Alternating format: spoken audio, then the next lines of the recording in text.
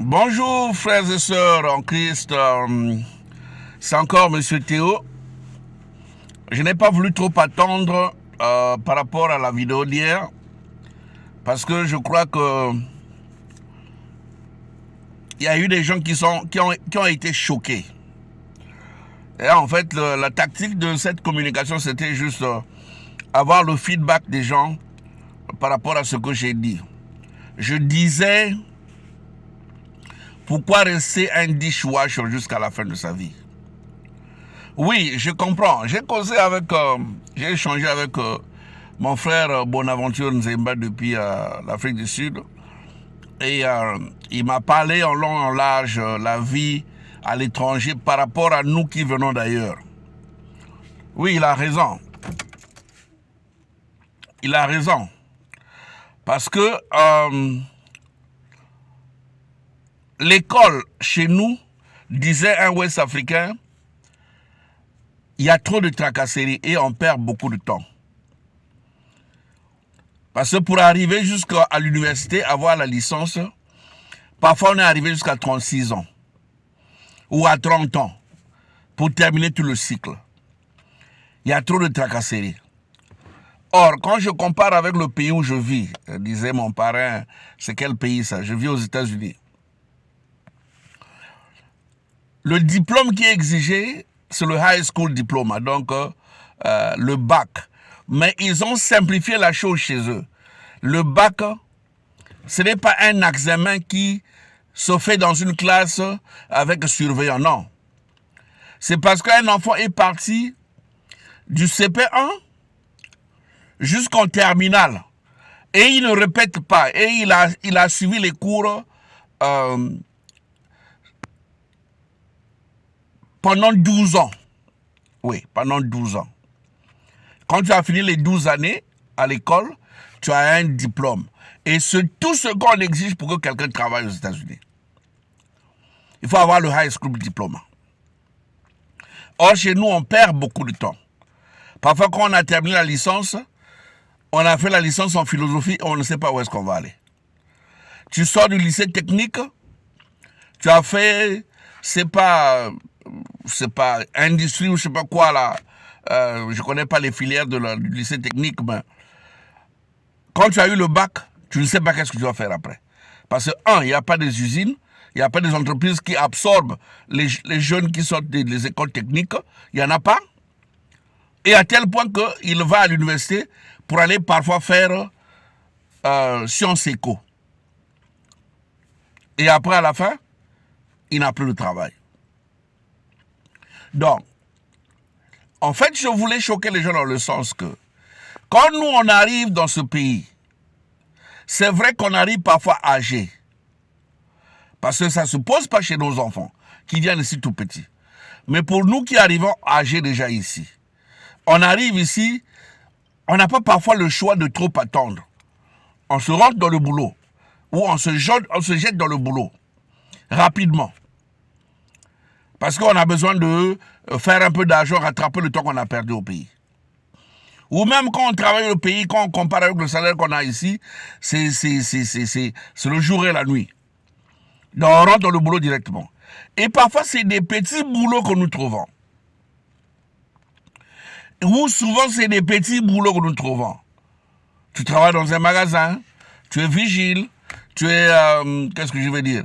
Si dans la restauration, on te met d'abord au dishwasher. Beaucoup de gens, nous avons fait le dishwasher. Même moi qui vous parle, j'ai fait le dishwasher.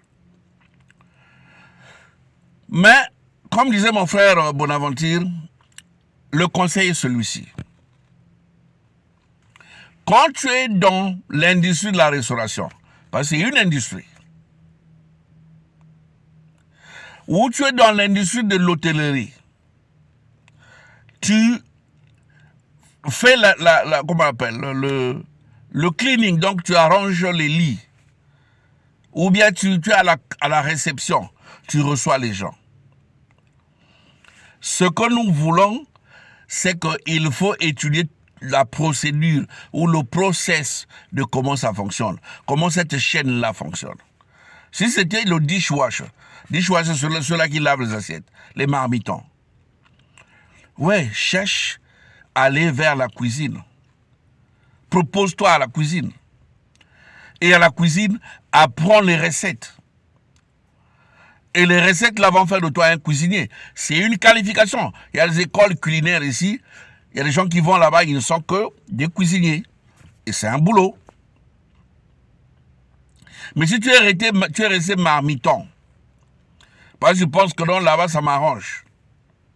Je connais un garçon à mon église, c'est un Américain en plus. Bon, lui, il est un peu pas trop normal. Hein? Il est un peu half-half. Il n'est pas trop juste. Il travaille dans un hôtel et il lave les assiettes. Ça fait peut-être 17 ans qu'il fait ce boulot-là. Ça l'arrange.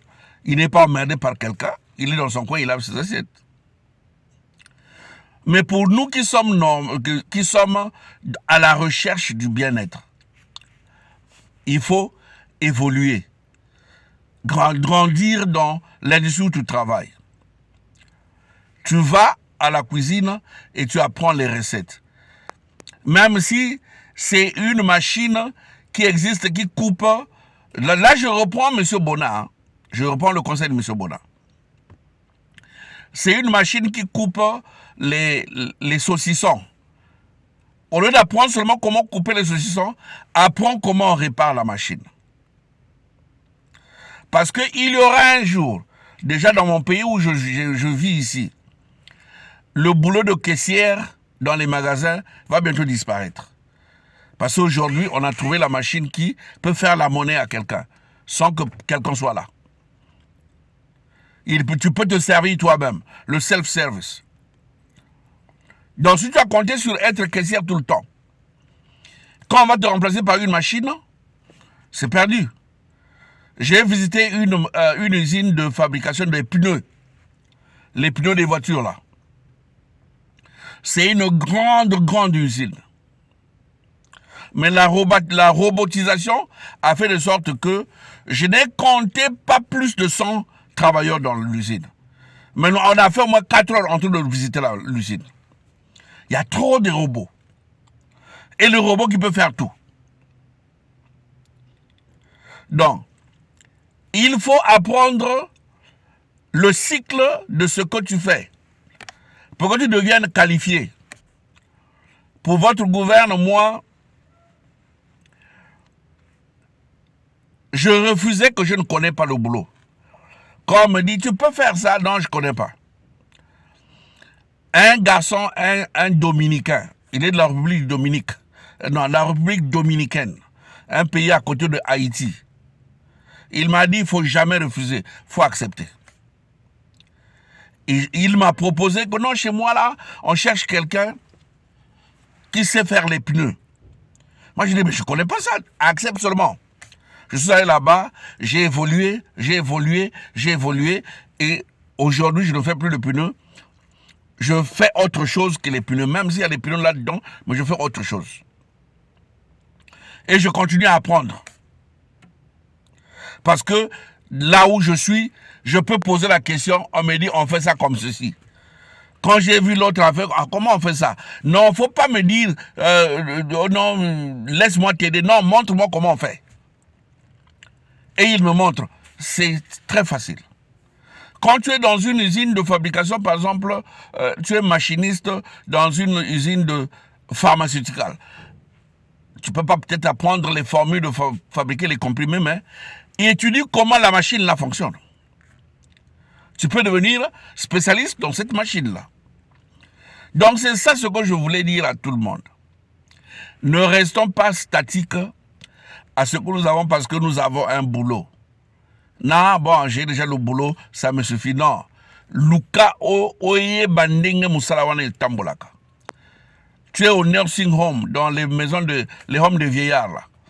Au lieu seulement de rester là en train de donner les médicaments, non. Arrange-toi à devenir même une infirmière maintenant. On vient maintenant pour te poser les questions. Parce que c'est possible. Si j'ai blessé quelques esprits, excusez-moi. Mais ce sont des conseils qu'on se donne. Parce que c'est important. Là où tu es passé, l'expérience que tu as eue, Partage l'expérience aux autres pour que les autres aussi puissent apprendre de ton expérience et que vous puissiez avancer ensemble. Merci beaucoup et à très bientôt encore.